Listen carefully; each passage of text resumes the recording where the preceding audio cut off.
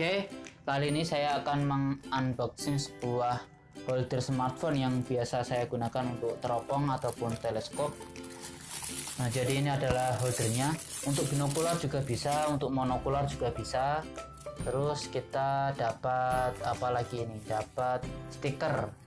Namun ini hanya bonus ya, dalam paket penjualan awal itu nggak ada. Ini hanya bonus.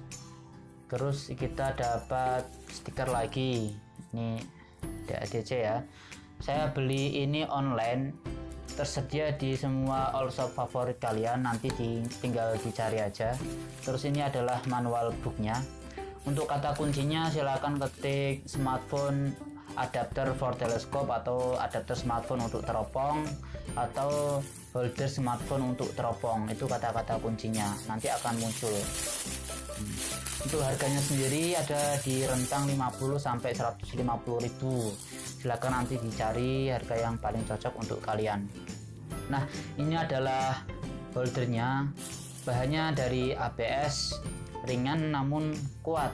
Nah, ada dua komponen, yaitu komponen pertama penjepit ke earpiece nanti, kemudian komponen kedua penjepit ke HP, kemudian dilengkapi dengan klipnya. Ini adalah klemnya untuk menyambung.